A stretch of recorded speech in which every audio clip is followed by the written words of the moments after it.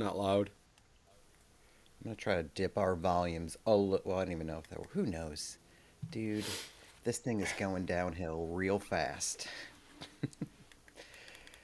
Um, I see you've moved since the last time I What? was there. Yes. Is that it? Yeah. I didn't realize there was backgrounds. Wow, what a way to really spice up episodes in the triple digits. This is called Steven's Studio, which I don't know what that's supposed to mean. Steven Studio, is it really? I guess there was a lot of weird choices. None of them which I felt like were really strongly named appropriately. I don't know why I feel like this is recording shittily again, but there's nothing we can do about it. It sounds Well, loud. It just sounds loud to me. What's going on, Riverside? Help us out. You know, do better. hello. Do better. Hi. Hi, thanks for joining us. This is strangely familiar. Hi. We'll just talk in a lot more calm Yes, and soothing NPR. NPR tones. voice. Just more indoor voices. Dude. Matt's got a mood candle Wow. going on in the background. That's pretty Oh, I intense. do. I know. Let's talk.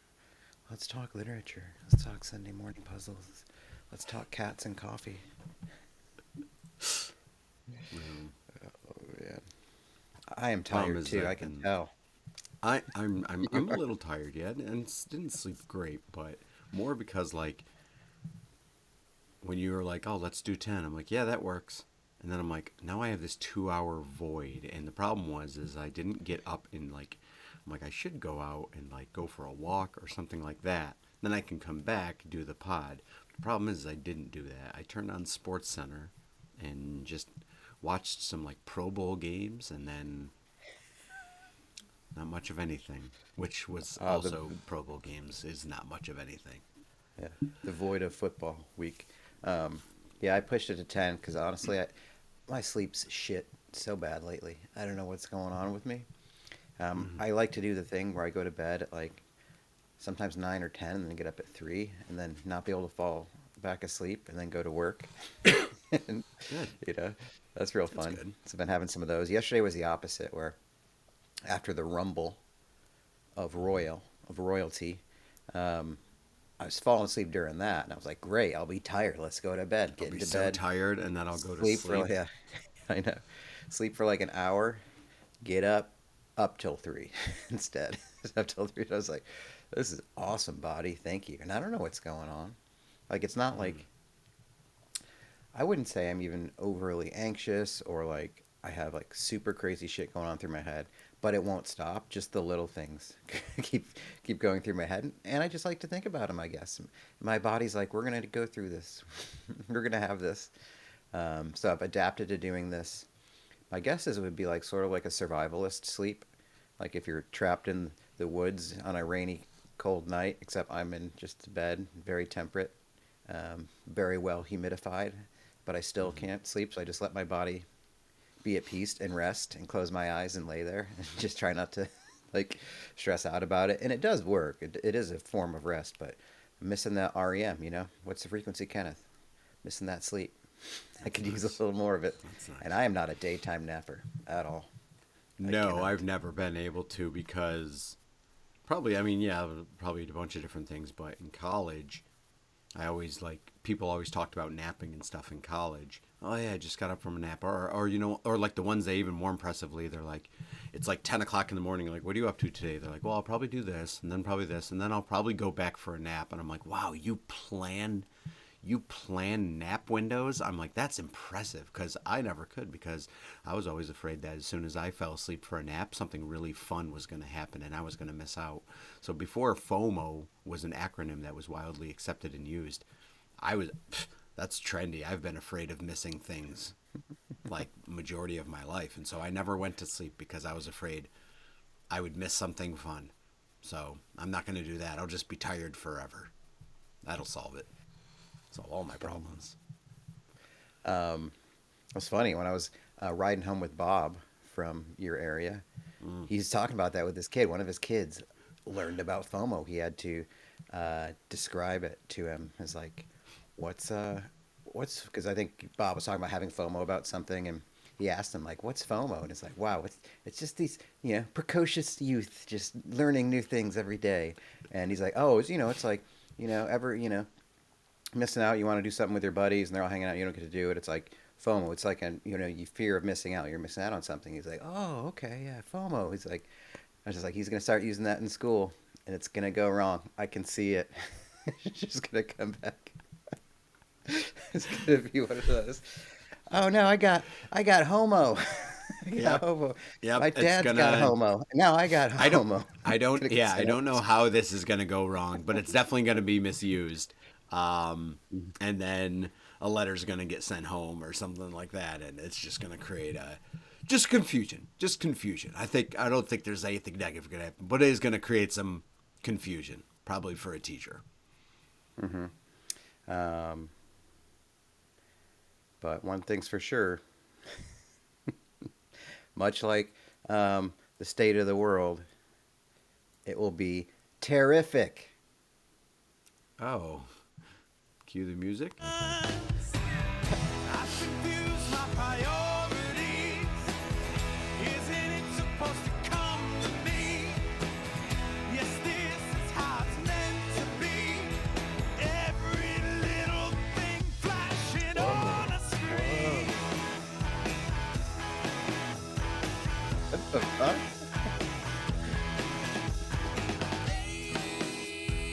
Age of convenience. My daddy That's worked weird. hard for this. That is weird. Somehow, like your headphones form their own green screen in between them, or lack of it. It's Yeah, void of it. it's That's very. fucking weird, dude. I suggest I'm if you really scared. want if you really want a half a second of entertainment, folks, make sure you tune in and actually look at the video because yeah, there's I have a set background, like green screened background, Very but mod. Yeah. it can't fill in the gaps between my headphones and my skull. There's just an actual Yeah. picture of my room.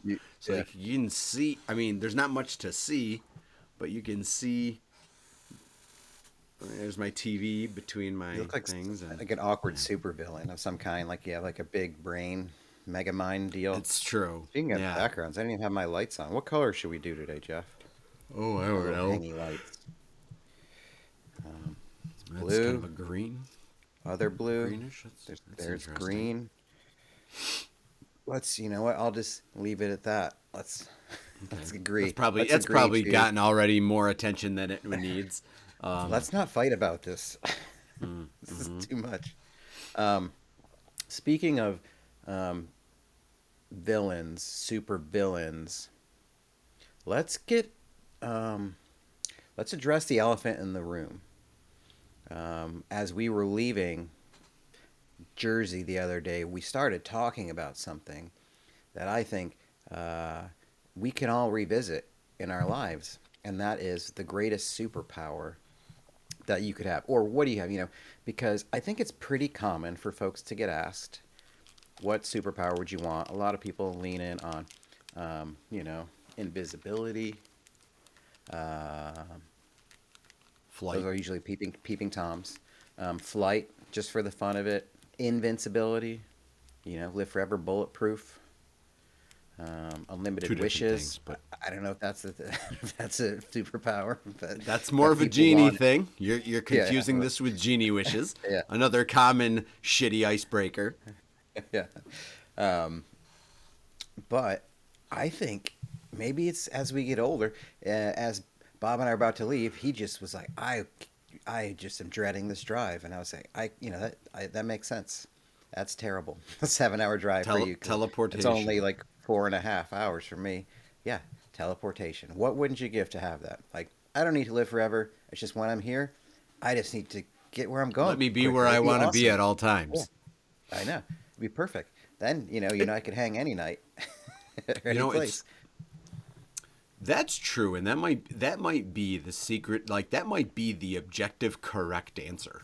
Like it's supposed to be a personality thing or like provoke conversation. But man, I think the more you think about it, like that would be what wouldn't that solve? For like on an individual basis, what would that not solve for you? That could result in anything you need it to result in. Yeah. You could live anywhere you wanted to in the world at any time. Visit Not even live friends. that. Like that's the weird thing. You could live in your house, but you could spend your day wherever you feel like. That's the incredible part. Is like you could spend every single night in your home and sleep in your own bed, but you could do anything, anywhere, at all times, and you could just teleport to your bed when you're ready to sleep and have the comfort of home. Like, that's incredible. Because I was talking to my friends, Brett and Sarah, yesterday when they were driving back to San Antonio, and they spent a day in Austin. And they did all the things that we used to do, like go to the park, Silver Park, go to Chewy's Tex-Mex, go to Bolden Creek Cafe, hang out with some of our friends. And I was like, geez, I sure would have liked to be there. I got a big case of homo right now, for sure, and I don't know what to do about it. Like, I really wish I was there. And if I could have just, blinked, or however you do it, do a little Bewitched, or do we want it to be like a Star Trek thing? How do we want this to work? Should it just be a snap? Well, how do we get this? Right, because like I think, I don't know, like it would have, right, is that there'd have to be, it can't be a physical trigger, I don't think, because you can't accidentally have it happen, right? You don't snap. You don't want it. Everybody snap your you hand. can't. Right, you can't. Like you're trying to think of something, you're like, oh, what's that thing called? And then you just start teleporting, and like so. It can't be an accidental trigger. So I think, yeah, I don't know. I think it's got to be like, I'm trying to like assimilate it to something like, I don't know. I'm trying to think of what you do physically that you're cognizant that you do.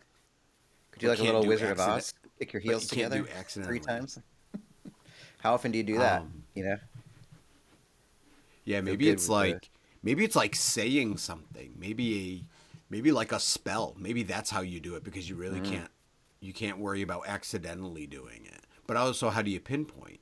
How do you do accuracy? Like it's the Nightcrawler complex, right? Because Nightcrawler and X-Men Yes, we would say I can't teleport unless I know exactly what's on the other side. I have to understand where I'm teleporting to. So if you've never been to the place, is the caveat that you need to have been to the place before you can go there, or is it something like where you could pull it off thanks to Google Maps? You could go on Google Maps, find where you literally want to pin drop, like the little Google man that you can put into the street. You could do that, but that's unsafe because it only works on streets. So you'd have to hope there's no traffic. But right, maybe you could Google Maps it, and then you say your catchphrase for teleportation after you find the coordinates on Google Maps. Maybe you have like a little beeper that you have to plug in actual GPS coordinates. I don't know. I think we use. We just you click a button and it makes the sound. Because we don't use them in any other context anymore.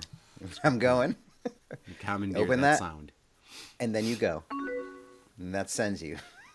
But how do you have access to those sounds? Do you have to keep them on your phone?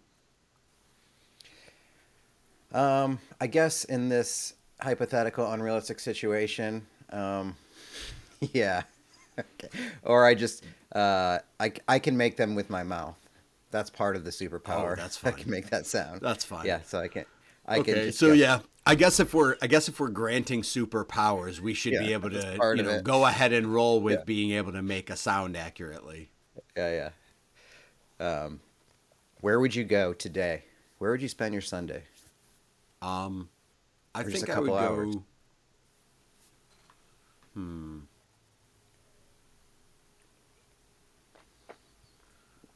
I could use some warmth and sunshine, so maybe I'd find somewhere nice in like Florida to go to. Maybe I'd something simple. Go to Orlando, or something like that. Yeah, I don't know, because I've been there, so I'm trying to think of somewhere I've been, or maybe Clearwater if the weather's decent or something like that. Just kind of walk along a boardwalk with some nicer weather. That's what I could use most right now. Man, that's such like a northeastern vacation too. The old Florida. Just go south. Go to I the big America Dome. I want warm. I've never What been. about I don't. Hawaii? I've never been. Would you can go there? You don't have to Okay, see it. sure. Hawaii sounds great, Matt. I'll go to Hawaii. There. Are you happy? I'll go to Hawaii because I'm sure it'll be so. You for a few hours. You're concerned that I'm spending my few hours in Hawaii, like something amazing is going to happen in Hawaii for those few hours on a Sunday. Well, I was gonna go there, but now I'm not gonna go since you're going. Good. I'm gonna go somewhere else. Good, because I'm in Hawaii, and right now I'm not sure that I want you bothering me on my few 3 hours of trying to relax in warm weather. Warm weather is the way. I have been reading this book about a girl who goes to raves in Berlin and gets fucked up on all kinds of drugs, and it sounds like a cool place. I mean, not just because of like the raves and everything, but I've always wanted to go to Berlin. But it seems like I'm sure you could spend a week there, but maybe just a day. Just check out the sights, the scenes, get a feel for it. People say it's pretty nice. So yeah, I'll go there today and have a strudel and a beer. And who knows, maybe I'll just stay overnight and just teleport to work in the morning. That'd be a real treat. Speaking of quick trips, I'm narrowing down my Boston journey. So Okay. it's next weekend. It's weird. It's weird how this is all coming together. I'm fairly excited about it. It's weird though. It feels like I haven't. Usually stuff you plan out. This feels a little spontaneous.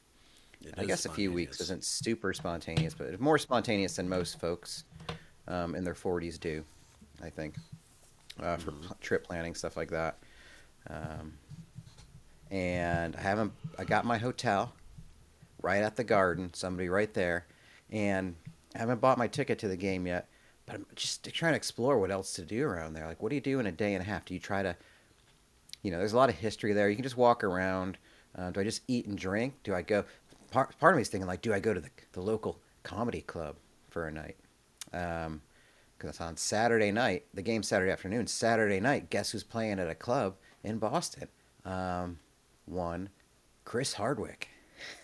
Do I go see Chris Hardwick? You know what? That would be that would be the act that you can happen upon where it's like, okay, I know the name, but am I excited to see this?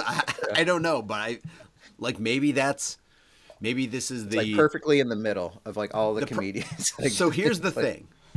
Right, and here's the thing. This will either maybe you do go, because what it's going to do is it's going to change Chris Hardwick for you.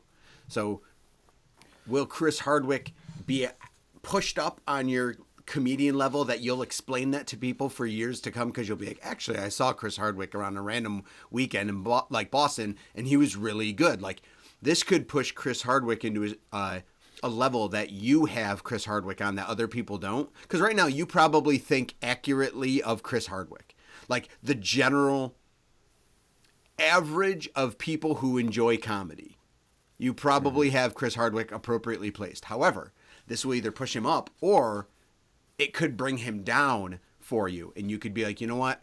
I kind of liked his stuff generally when I would see him on TV and stuff. But like, I went to see him live and it just didn't do anything for me. And now I really don't care to watch anything that he does. So you won't be seeing Chris Hardwick will change Chris Hardwick for you forever.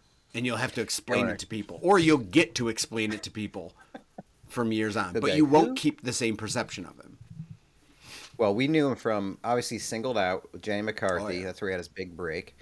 But he's, and I think he was honestly, if there was like a documentary about how nerd culture became popular in the 2000s, he would be, I think, on the Mount Rushmore of proliferating it. Okay. Because he kind of like had this podcast called The Nerdist.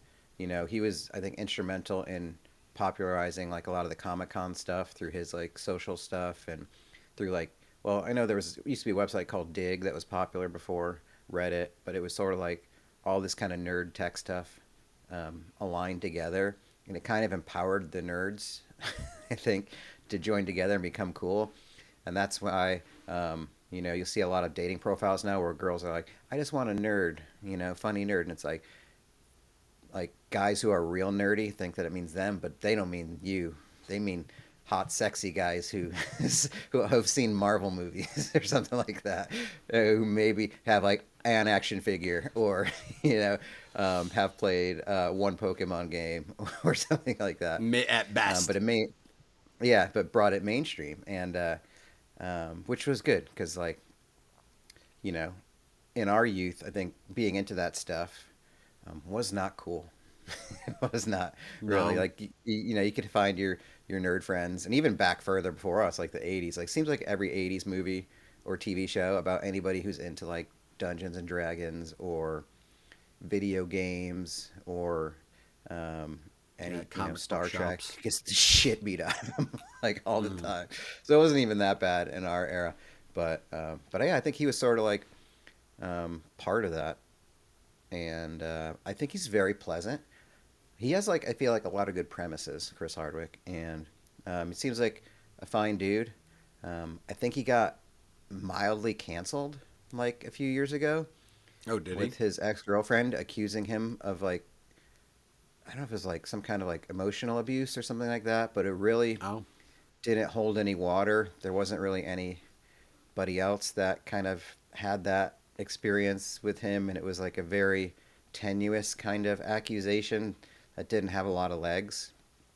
And I think they allowed for enough time to like try to figure it out, and he kind of stepped aside, and it really like affected his business, his because he had like the Nerdist, and then they had this comedy club, like a comic book store with a comedy club in the back of it that ended up shutting down. But he's back in pog form. Well, I remember he, in like the early teens, like 2011, 2012 and stuff, like he became really big so, alone on Talking Dead. Host like when Walking Right. Dead Oh was yeah, yeah. literally Walking Dead Yeah. was massive. I think he did the Breaking Bad one too. In After seasons that. 2 and 3. Um, I mean, I remember people like literally staying in and watching Walking Dead just to debrief That's the fucking previous wild. episode. Yeah. I mean, which talk about a pop culture concept that you could have a show and then literally the station goes, well, let's just follow it with a debrief of that episode, and it Hmm. worked. So I remember him being like big on that because towards the last half of the episode it always like cut to him giving a 10-second promo of being like join us for the Right. Walking Yeah. Dead, or join us for Talking Dead when Send us we your talk about this questions. episode you Yeah. just watched. Yeah. God, that was kind of cool because you don't really. I mean, I guess you do get it. Like, for example, Royal Rumble was last night.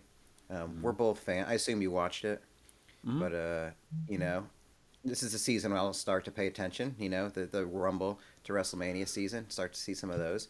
But they do like now you have to go onto YouTube to catch like whatever the talk is. So probably a lot of shows do that debriefs. It's more like live reactions, but there was something about keeping it on the channel and being in the living room with the people for like a must-watch show. That was cool.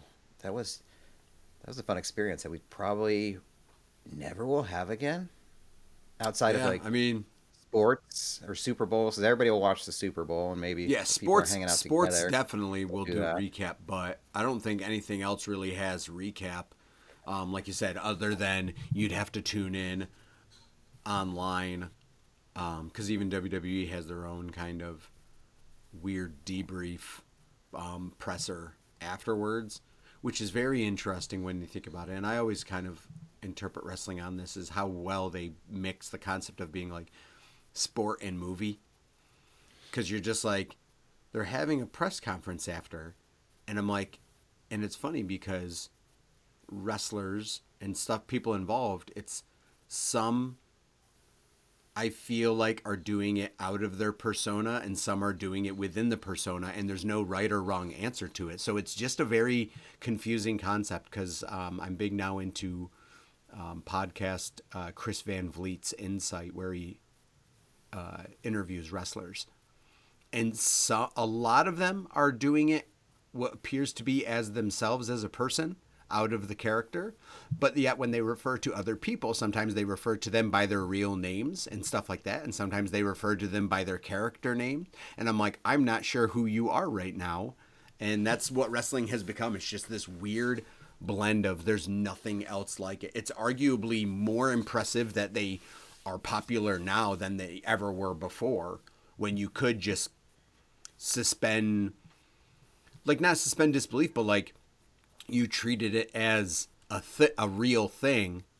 That was easier for them to pull off in the land in a time where But they were wild characters, like a dentist or a clown. right. There was some element where you're like, oh, okay, this is what car it's like. thief. But like it just, yeah, I don't know. To this day, I enjoy wrestling, but it's so hard because it like trying to, if you tried describing wrestling to a person who just appeared today and they processed the world, and then you tried going into wrestling and they're like, oh, so it's like movies. You're like, well, yeah, but no. They're like, oh, so it's like sports. You're like, yeah, but no. Like I don't know. It's very weird, but you have to be able to be, have to allow yourself to be entertained by it. I get that people don't like it. I totally get it. I can get see that being people bored are as like, fuck by it or something like that. Yeah. yeah, exactly. I don't fight it. I don't fight people and being like, you got to watch it. No, I would never do that because there's a good chance someone wouldn't enjoy it. But I enjoy the parts I enjoy, and I can pick and choose what I do enjoy about it. But just like sports, if I want to make commentary on it, I feel like I'm making commentary more on, I watch it almost like a sport and cheer for things and like want things, but I analyze it as if I was analyzing a TV show. So Yeah, I mean it is. It's just storytelling. That's all. And I would say, you know, my thought, regardless of the results, I thought the Rumbles yesterday were probably some of the best I've seen in a long time in terms of execution. And I know that it's always weird because there's those awkward moments where there's mistakes, little mistakes here and there because you got a bunch of people in there trying to like cooperate in like, yeah. And then, but the women's and the men's Rumble had a lot of people in them at some points. Like, I mean, double digits, like 15, sometimes maybe over 15, which was really cool. And they did a good job with the camera work, I thought, of like never like really focusing on a corner where somebody was just resting. They did a pretty good job of not focusing on too many mistakes. And the storytelling within the matches themselves was really well done, I thought. So it was pretty entertaining because some Rumbles can be, I feel like there's dead spots, but I feel like they timed like the big hits or the big reveals. And I like that there wasn't like too many, like, I don't like when they bring back like 5 old guys or like gimmick one-time show-ups. Yeah, just to like for the pop. And there was only a couple of those, and I liked it because there's like a lot of talent now, you know. Yeah. And like they like when you get down to, I mean, I probably could have guessed in the men's Rumble, out of the last 10 people, I probably could have guessed 9 of them ahead of the time who would be, and even like kind of how it would break down. Just thinking of who has dance partners already and who doesn't for like the next couple weeks. And so it was sort of predictable, but I think it was executed pretty well, and it was good. And then they only had like 2 other matches. I think they're getting good at like figuring out the length of things instead of like doing like 5 matches and then 2 Rumbles and making it like like absurdly long. With the women's Rumble now, you really have to be certain that you're not overloading the card. Because they let both Rumbles go a decent length, you know, about an hour, hour and 15, hour and 20 seems to be like their sweet spot for Rumbles, about an hour and 15. So you have both of those. That's 2.5 hours on your card alone that's literally from bell to bell. So you're talking that's 3 hours worth of content at least for those 2 Rumbles. So then you have to obviously be choosy and put 2 other matches in there, one of which you're trying to do a specialty match like a ladder match, which I think that each guy had a phenomenal spot on the other guy. It got the job done, and it was a good match. Yeah, there's your inside wrestling for the week, but yeah, we don't have to go down. We don't Rumble's have to dive further into that. You know, and it's one of the most casual ones too that people can watch because it's just, you know, it's a good way to catch up on who the players are too, and everything. Exactly. Like a quick summary of what's been going on for the last little bit.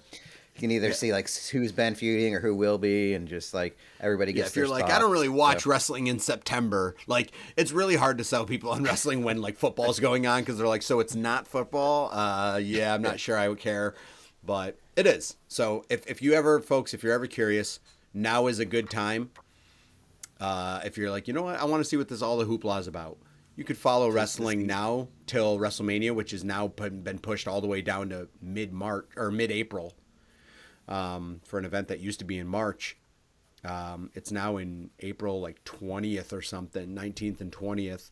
Yeah. But yeah, if you're ever curious, now is a good time to get in because you're like, things are paced well. It's a build. It's a legit storyline. So this is where you get the where literally the company admits to, like, this is where they're putting in their most effort every year is this span from Royal Rumble to WrestleMania. Yep. It's their playoff season. Yeah, it's playoff season. Yeah, so next time, well, we'll have to figure out recording, but next time we'll have a Super Bowl champion the next time a new episode comes out, so that'll be done.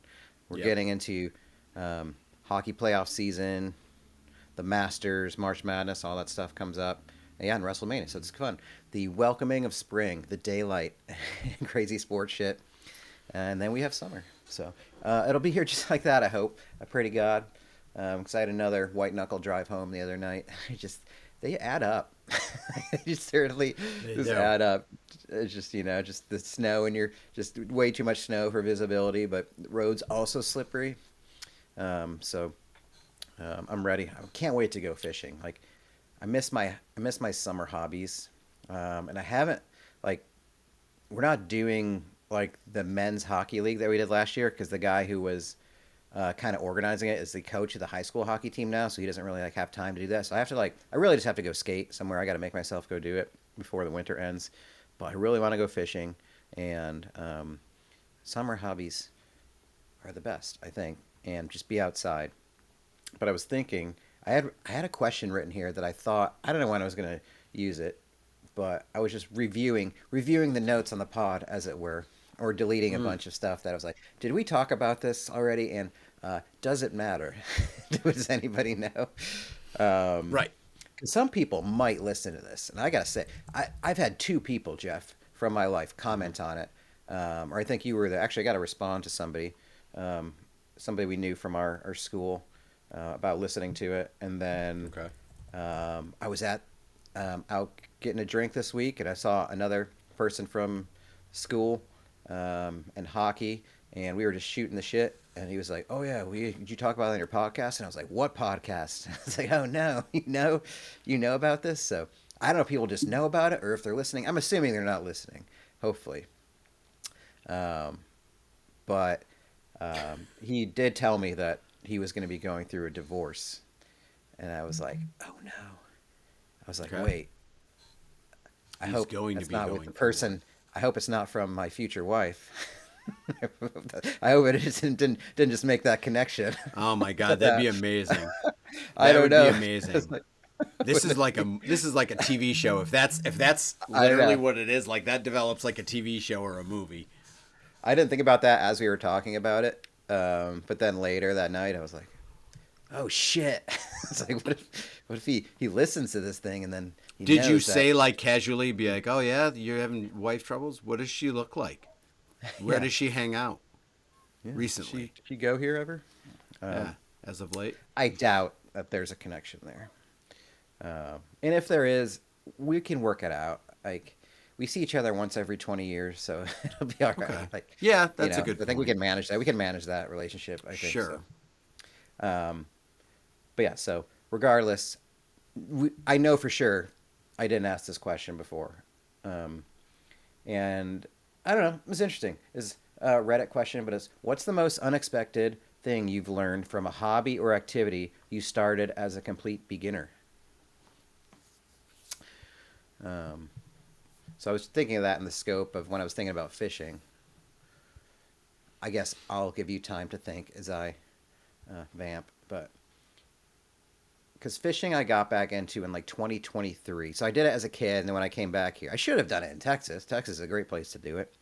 But I came back and I got the kayak and I was like, there's just too many like rivers, lakes, cool spots to go fishing. But I was like green as fuck. I mean, I knew how to cast like a spinning reel type of pole, but I just didn't. I mean, I didn't.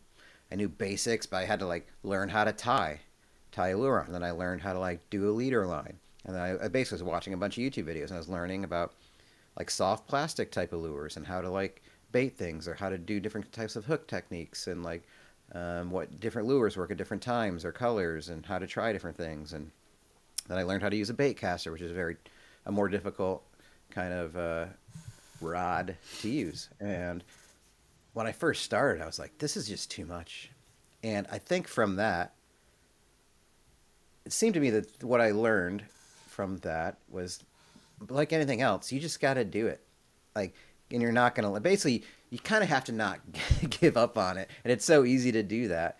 But over like that first year, I learned so much. And then going into like 2024, like maybe over the winter, I sort of like had forgotten about the knots that I learned, but I like picked it up. I mean, right away, like as soon as I started doing it, it was like riding a bike again kind of deal. And now I'm just pretty comfortable with it. I got myself some equipment. I also learned that as a complete beginner, you dump your money into it. Yes, you do. That's what I do. I don't like go crazy. I never buy like the most expensive shit because I'm like, I don't know how much I want to be into it. Same with when I got back into hockey or fishing. I like find the websites or the places that have like more of the mid-tier stuff so I don't like break the bank on it. But there is an element of like acquiring the necessary tools to it, which can be fun and you learn about them. But I guess the unexpected part that I learned was that I can actually learn new things. I don't know. It's like if you stay on something, like that's like to tell people work. Like nothing replaces just doing something over and over. Reps are the best way to learn things. Like you don't have to be a genius. Most things you don't have to be a genius or super talented or like a savant to be able to do. You just have to do it and want to do it and be interested in it. And the more you do it, the better you get at it. And there's not like a lot of secrets to that. And it's weird when you kind of like learn that over your life, that just trying things and keeping up with them can make you more into it and better at it. But I don't know if you had. I mean, I know you had mentioned like bass guitar before, but I don't know what else. Yeah, man. I'm the exact opposite. Most things that I try, I fail and then I give up. So that's the reality of it.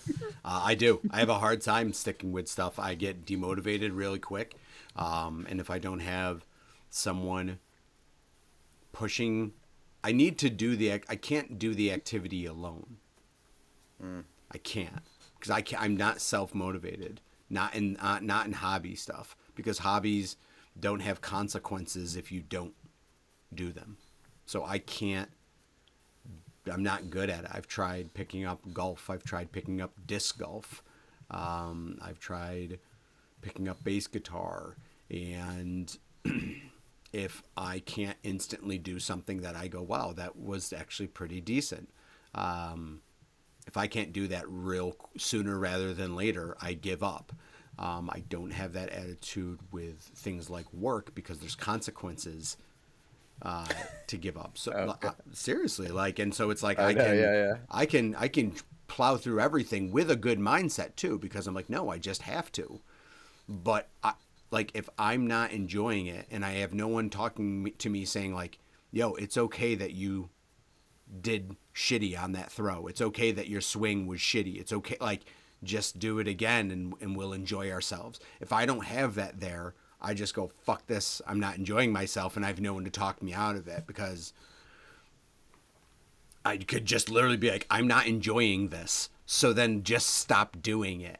Like, and if I'm not even excelling, but if I'm not able to just do the thing, I don't have to be good at golfing, but I have to be able to golf if I want to golf. Like, it's like, okay, you can't shoot 30 on a hole and then go, I'll just get better eventually and I'll just enjoy this time while it takes me 9 days to play 18 holes. Like, that's not how it works, but there's also no area where I can feel comfortable even doing that. So the only reality is going to a driving range. Well, if you're going to a driving range, then you're only judging your success on hit by hit. And so if you just hit shitty the entire time you're at the range, and the problem is you don't know what you're doing wrong. You can't just keep hitting and go, I'll just hit until I'm better. I need someone telling me like, well, there's a mechanics to it. There's science as to why you're sucking. It's not, yes, it's random where the ball exactly goes, but there are good golfers because there's ways to do it. You're not naturally good at golf. Like, there's just mechanics to it. So someone can tell me, you're doing this, you should do this. So I need stuff to be like more black and white, and I need someone telling me what I'm doing wrong. And that sounds weird because you're like, so you're saying that what you're missing from your enjoying your hobby is someone telling you why you're not doing good at the hobby? Yes. Because then I can get to a point where I'm good enough at the hobby to continue the hobby in hopes that I'm either going to get better or just be complacent with the ability I have. Sounds like we need to go golfing. That was honestly one of the ones I picked up in the 2010s in Austin that I just beat it into the ground, just kept going, like didn't take it seriously, but over time started to get more consistent, but I'll never be great at it. I don't need to be especially great. That's an I don't need to be uphill battle. good. Yeah. I just need to be you have able to clubs? say, like, if someone were, I have clubs. If someone were to be like, hey, Jeff, do you want to go golfing? I'd love to be able to say, sure, let's go golfing. Without me Golfing having to is be a like, weird one. I can't because I can't bring you down because can we go to a course that no one knows about and goes to? And Yeah, I felt that way for a long time. And then I realized that most golfers are all kind of in the same. I mean, the best way to learn, I think, when I was playing with friends was like playing captain and crew.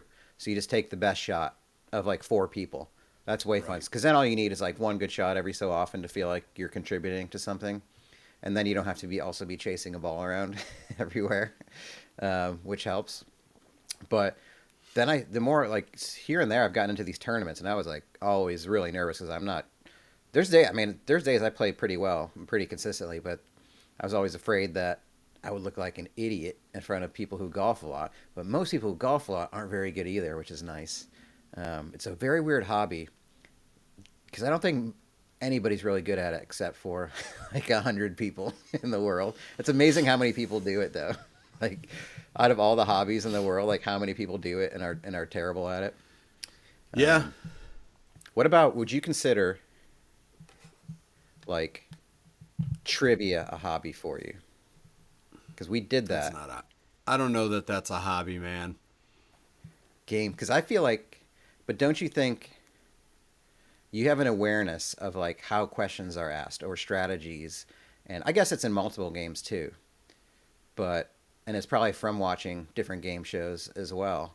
But you have like, I would say it's an intuition, but I think it's more experiential. That because you've done it a lot, you kind of see a game differently than like Jeopardy the is average like person. that. If people notice in Jeopardy, a lot of times what you're trying to do is you don't know the answer to the question itself. And this sounds weird, but it's like you're looking for context clues within the question of general concepts and more general knowledge and trivia that you do know. So like they could ask a question in which the answer is like, I don't know. It's really hard to explain. Like, Think of it like a crossword too, where it's like you almost have to know how Yeah. to give the clue versus yeah, like what the actual answer is. yeah, like I don't know if you asked any question about, you know, it's like a country question about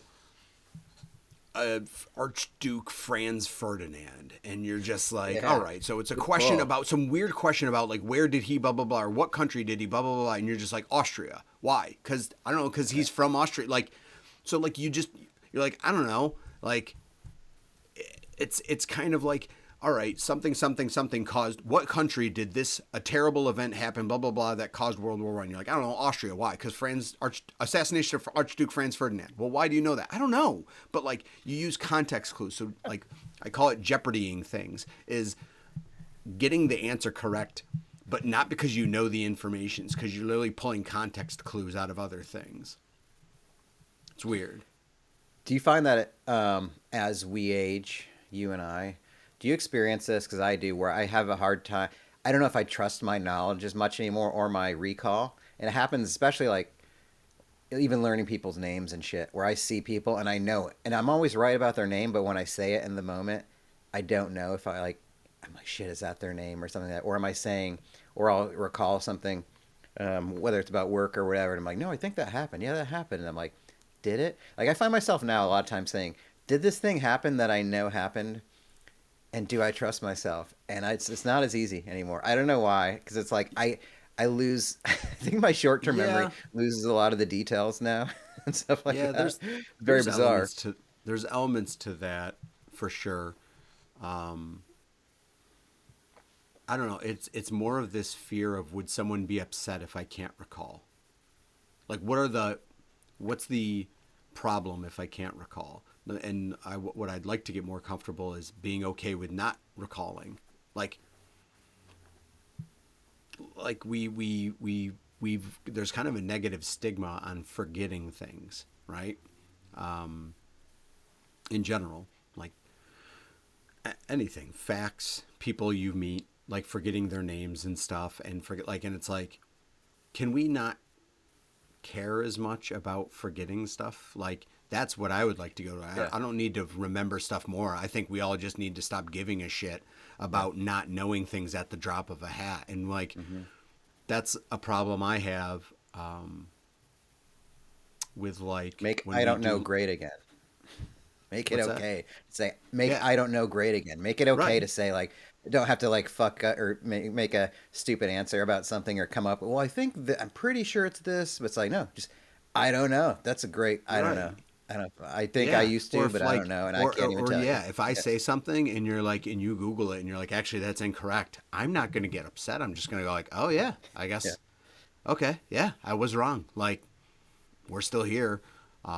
That's kind of like I've been focused a little bit lately on like how we assess people.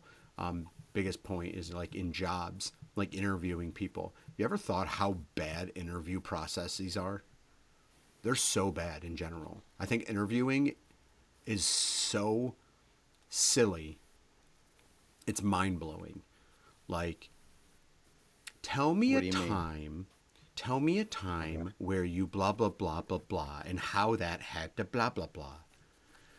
And the fact that we're trying to make someone tell you about a very important thing that you're asking about, but you're also telling them now and you want them to produce the answer now. You're analyzing less about them doing the thing and more of how they're able to recall and put it into and formulate the words right here and now. And unless their job is, it's important to be able to formulate things right here and right now, why are we holding that to whether or not we will hire someone for a job? Like, so what I think is that job interviews should be less on the spot bullshit. Either have a conversation with someone, generally, literally converse with them for a half hour. We're going to meet with you and we're just going to talk about stuff. Or you tell them in advance, here's the things we want you to talk about. Come with information that we can talk about, things you've done with this and this. But the fact that we blindside people with interview questions and stuff is the dumbest fucking thing in the world. Because I don't understand. It doesn't tell us anything. Why, like, references and stuff I think make way more sense. Resumes and references I think make more sense, or less resumes and more of questionnaires. Let people, like I said, ask people the questions and have them come with the answers to the questions you're wondering about.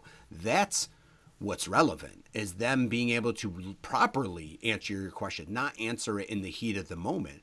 So when people say, like, I'm just bad at interviewing, that 100% makes sense. Some people just don't have the recall power to process their thoughts in an organized manner. And you may be saying, like, well, yeah, they really kind of stumbled through. I think I understood what they were saying and what their experience was, but they kind of stumbled through it. That's like saying, you had a really good essay, a history essay, but I gave you a 70 because you had a lot of spelling errors. Well, what was the point of the essay? Like spelling and sentence structure or knowledge? It should be the knowledge. The spelling shouldn't have anything to do with it. So, like, I don't know. I just get frustrated with that because, and in my age, like, that's kind of that's a lot of the things is I find out that we focus on a lot of wrong stuff, and I think it's getting worse and worse and to what we give a shit about. I don't know.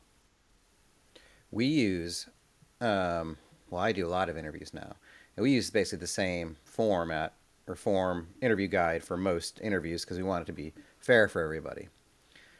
And while we don't, Yes, fair. if That makes somebody's applying sense. like internally, they we usually people can come in and like ask like do like mock interviews, but they can ask like what kind. I usually tell people like what we're looking for. And Wegman stuff is like always like values stuff. So when I do interviews, if somebody can't recall something right away, I tell them right at the beginning like, this isn't, take your time. If you have a question or need us to rephrase, let us know. We can revisit stuff. But if somebody like it's happened before, where somebody's like, I can't think of anything right now. I'm like, okay, we can come back to it. Like, or it's like, well, what do you think would happen in a situation like that? Can you even envision something like that? And it's more just not about how they answer it, but it's more just trying to see are their values in line with who we are, like as a company. So if somebody's like, So why not just stick to hypotheticals instead of, because couldn't you could identify someone's values yeah, by asking them questions proactive instead of recall. I argue that you could get the exact same info you're looking for, but not cheapen yourself with wondering if they're just bad at recalling stuff. yeah, we do. So it's like, well, what would you do if there was an angry customer? How would you handle that? Exactly. Or how do you like how do you build relationships with people? How do you do it at work? It's not like a gotcha question. It's like kind of like who But are that's you what as a person? Right. That I get. That I get asking.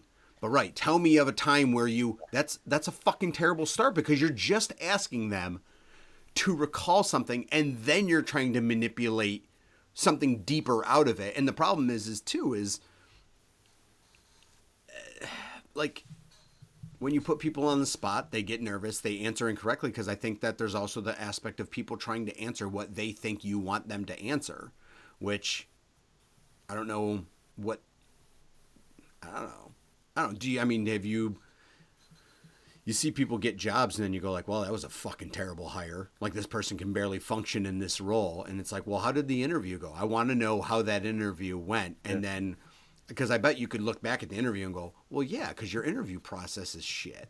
So I don't know, man. I think We have like there's like a communication DQ. So if somebody's like we're asking them a question and they're like I don't know, I usually give them time to like think about it, like a couple minutes, even something. It's like, but if somebody like refuses to answer a question or even to attempt it, then we probably would DQ them.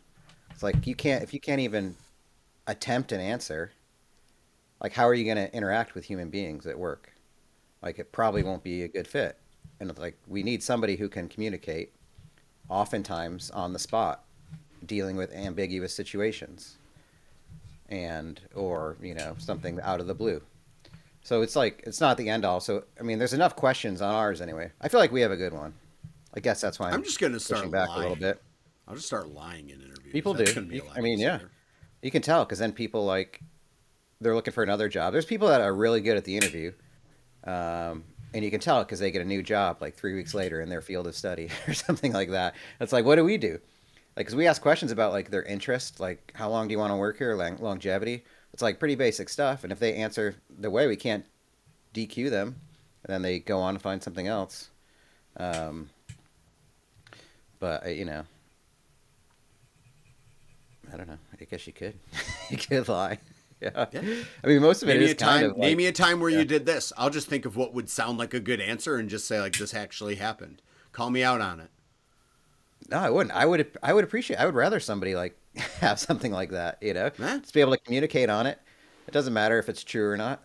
I would say versus like just having some kind of ability to communicate about something. I don't know. fake it till you make it's a real thing. So It really is. I'll just lie right off the bat, right? Because that's just the easiest thing to do. But Yeah. I don't know. Are you looking for a new gig? No, I mean I'm always like trying to better myself and take on the next challenge at work and stuff. And I don't know. It's a stressful concept to try to plan for an interview. I hate that concept. I think planning for an interview shows that interviews are fallible. I don't know, like, why should planning for an interview, unless the interview requires like literally like a presentation or something, but to plan for how you're going to be asked questions or topics on questions, I think that shows that the interview process is wrong and fallible in itself. And yet every company I've worked for has generally a similar process, and it's silly. It's silly. Like it's oh, whatever. So what if, like, you gave somebody the questions to prepare? Like, I guess that's my advice to people whenever they're doing interviews: just know yourself and be honest. Like, I always approach it or think of it like, just be yourself, and you're really just seeing if it's a fit for you and for them. And like, that's why I haven't really stressed interviews too much, because I'm like, I either am a fit and I know something about this, or like I have a relatable experience, or I don't. And if I don't, then maybe I'm not a fit, and that's okay. Like, if it doesn't work out, because I want to be able to like know that I fit whatever they want to. And I usually say that to people before the interviews too, is like, just treat it like conversation. Like, if you have questions or trying to understand what we're like, that's all it is. We're just trying to get to know each other. And usually it like helps people relax and stuff, outside of like 16-year-olds or whatever, who are like, just don't say anything. But then again, we grant them like a little, a little grace in terms of like what they answer, because we expect like that a 15, 16, 17-year-old isn't going to blow anybody out of the water with an interview. We wouldn't expect them to, and they don't have a lot of experiences. So it's like, just trying to make sure they're not like, yeah, a kid pushed me into a locker and I said, fuck you. Smashed his head against it. I'd be like, that'd be one thing. I'd be like, okay, that's okay. I'm probably going to write that down. It might not be a fit, but I suppose so.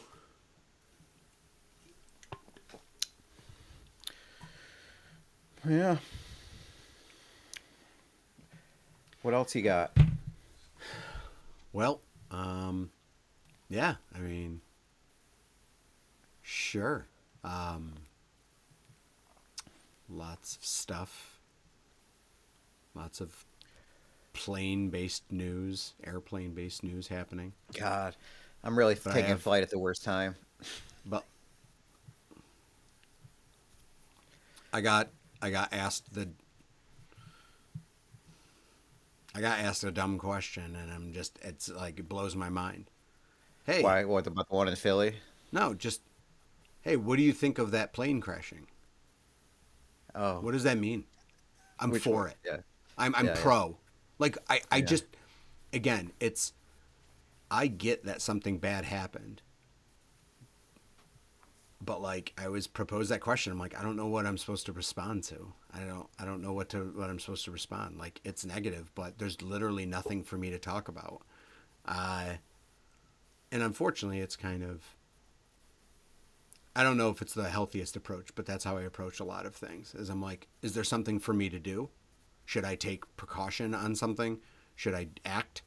If there's not, I don't have an objective. I mean, my opinion is that's unfortunate. That is my opinion. Like, and I feel like that's a lot of what's around these days, is like, I don't know how to act. So that's been a tough thing over the last like couple weeks, is just like, there's a lot of negative things happening. I'm like, am I supposed to do something in response to this? And I don't know if that's even accurate, if I'm supposed to do something in response to anything that's happened. Mm-hmm. What are your thoughts? What are your thoughts on not The plane thing, not the plane thing, but more of like everything else. generally that I aspect? think that there's a bombardment of negativity happening right now by design, to make people who would give a shit try to not give a shit and try to be apathetic. And so Yep. I've been trying to consider that. I'm sort of in the same realm as you. Like when you see a bunch of policies or things that are going to put people in difficult, Correct. threatening situations, dangerous situations, life-altering situations, who are by nature, for the most part, very good people and well-meaning people. And it's scary. I think the intent is to knock people who care off kilter and try to make them feel hopeless. And so I'm wondering the same thing. How can you feel like things aren't hopeless and Right. negative, and that there is empathy I and caring just in the want to world? feel better about stuff. And Yeah. like my phone is like poison right now. Like there is nothing positive. Like it in on like social media and stuff. Like I literally tried deleting Facebook off my phone and was successful for about 2 hours. But then I needed it to find someone that could replace siding on my house, which broke off during the Oh wind. fuck. Damn it. Yeah, a piece of siding broke off. So I did get that done last week, but I had to literally that day, the siding broke off, and I'm like, I have to go to Facebook to try to find someone local, like a handyman. So I got that resolved, but I'm really thinking of deleting it again, just to not have the reactive concept of time filler and just pulling it up because it's so inundated with negative things. I'm not permanently. I don't know about permanency. I don't make sweeping declarations of permanency, but I feel like okay, I can control text messages with my friends, and that's generally a bunch of morons texting people back and forth funny memes and stuff, which is good. I like that type of social media. However, scrolling is fucking terrible. So I think getting off. Call it doom scrolling. Yeah, That's what it is. I think getting off Facebook and just not subjecting myself to just random reels. Like Caitlin will ask me, she'll be like, "What were you just watching?" And I'm like, "Nothing." Like trash. And I'm not trying to avoid her question, but I'm like, I can't. I might not even be able to told you what I just saw 10 seconds ago, but I know it's stupid or negative, and I'm like, oh my God, I feel worse because you asked me like, what were you just watching? And my answer is literally a pile of dog shit. Like it's not literally, but figuratively, just awful, just stupid. It's either mindless, not even mindless funny, just mindless. Mindless funny I can deal with.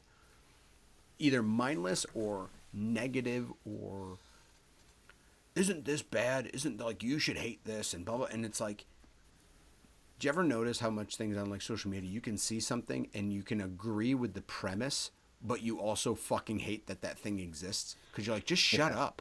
Like you agree with the context, but you're like, but why is this out there for people to see? Are you trying to persuade people to also agree with you that it's bad or good? Like, just shut up.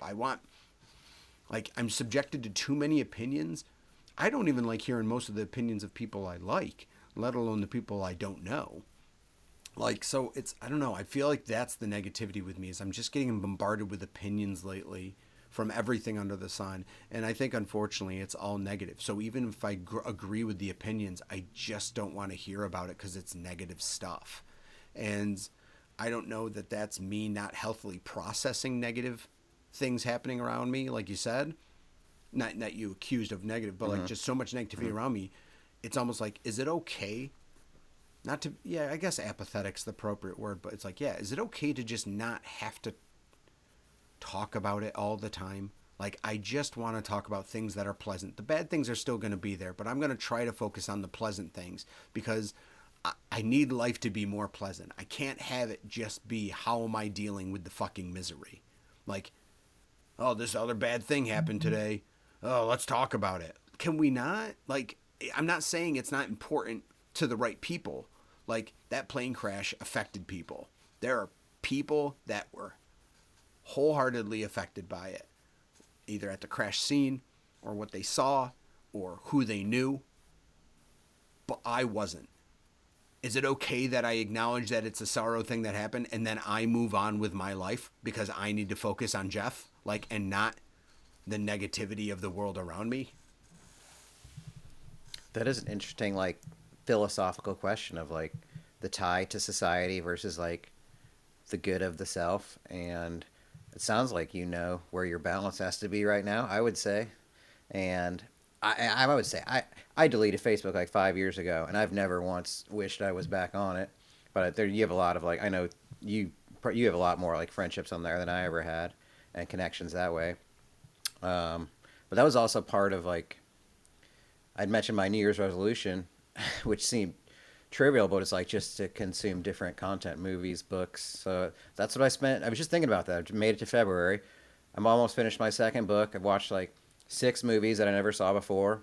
Listened to 3 albums I never listened to before. But it's like kind of a way to avoid like just the spiral of getting home and doing the same thing over and over again. And I think I've enjoyed it. I mean, I'm not saying everything I've watched or consumed I've enjoyed, but at least it was different and it kept me from just either laying in bed and scrolling at the same time. Like, cause I'm intently trying to like watch whatever it is, you know, the thing. But I'm kind of glad I'm trying to do that. But you're right. The noise is very loud right now. And a lot of it is meaningful.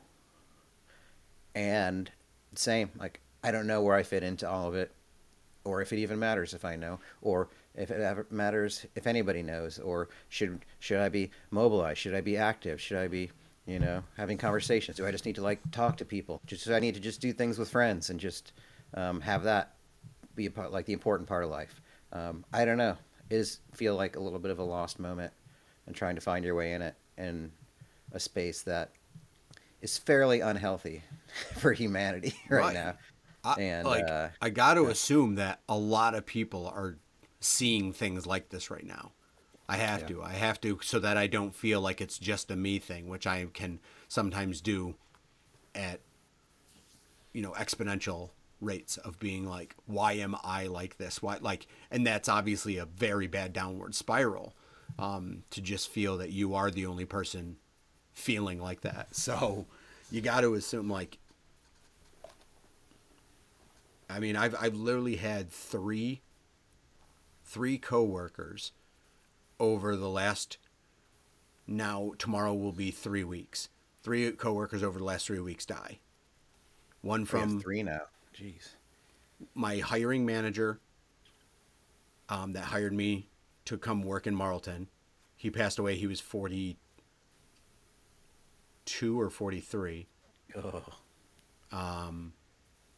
Then the coworker in Buffalo, she was 44, and then a coworker at Progressive last Monday, we got an email saying that she suddenly passed away, and I think Michelle was about 50. And some stuff was health issues, some stuff was mental health, and a couple of them are mental health issues. But it's as fucked up as it sounds, it hits differently when it's not like, yeah, they got hit by a bus. Like, to be crass, like, you're like, oh wow, what an unfortunate event. But it's not unfortunate events. It's not someone in their 90s. You're just kind of like, oh, and the world's going to shit. Super duper. Like, so it's been rough. 2025 is pretty terrible so far. There's been good things that have obviously transpired. The weekend, like hanging out and stuff, that was obviously a good thing in the midst of a lot of bad things. You know, trying to enjoy stuff that I enjoy. But like you say, like, I'm in desperate need of a hobby, if nothing else, to just, I don't know, feel good about doing, or if nothing else, at the bottom line of a hobby's need is a distraction. So yeah, it's been a heavy couple of weeks, heavy January. I'm ready for February. Although I did hear Punxsutawney Phil said 6 more weeks of winter, so that groundhog. Yeah, are you serious? Yeah, he can go fuck himself. That transpired a few hours ago. Yeah, he's a stupid no. rat. Damn it! I don't trust him. Right. I don't trust big prairie dog. And that's why, you know what? Groundhog. Exactly. I don't trust rodents, but what I do trust is that unless something drastically changes, in 5 weeks we will have longer data. We'll get that hour back, or we'll submit to our daylight saving lords and get an extra hour at the end of the day as opposed to the beginning. So 5 weeks away. That is all we need. That and maybe some therapy. It's a very existential 2025. That's some therapy. I probably need to. I haven't been to therapy in a few months, or yeah, maybe since November. I could probably use a refresher. And I don't even know what I would talk about, but that's probably why I should. You know? Right. Just get in there. Just really open me up. Really get inside me. You really open How's me it up. going, Matt? I don't know. Right. I don't know. Isn't that like a therapist? Is that a therapist's worst nightmare or like best wishes? Like, how's it going? I don't even know. What brings you in today? I don't know. I forget. I think. Right. Well, let me think of one thing, and then then you just think of one thing, and then the way I talk in therapy, I don't even know how he listens, but I'm like, I just go from thing to thing. I'm like, did I just digress again? I can't. I don't know how this is all aligned, but if this is helping. But my thought is that a real therapist would be like, nah, like that's just how our brains work. Like you connect this, which leads you to this. It's almost like where tangents are embraced. Because you're not trying to avoid anything. Like I know when I'm going on when I'm going on tangents that are irrelevant. But I feel like I just go on tangential stuff because that's relevant too, which is also relevant, which is also relevant. It might not all necessarily connect, but that's how like our brain patterns work, I think. So I'm sure some therapists are like, look at you, you magnificent beast. You're exactly why like I go into this, because it's like not like it's not movie therapy, right? Where it's like, oh, I hear you're crazy. Tell me about things that make you crazy. And it's like, no, it's weird processing and putting trying to piece together people's brain puzzles. Like I can get why people go into like psychology. Psychiatry is a different thing. But psychology, like I get it. Like being a psychologist in some aspect has to be really fulfilling and like, not sound fucked up, but like entertaining, because you have to be intrigued by how our brains work and how we process information. And psychologists just get to fucking delve into that and just see us unfold and maybe help along the way. Hopefully. Yeah. I know. All right. Easy episode, right? Yes. We're 1 month into 2025 already. And that's our recap of the 2025 Royal Rumble, folks. Great. Yep. That's our Royal Rumble episode. Yeet. Yeet to you and yours. Yeah, yeet to you and yours. Hey, everybody, be well. Have a great February. Things will get better. You know why? They have to. Right, they have to be better. They have to. Okay. Hurry up. Bye.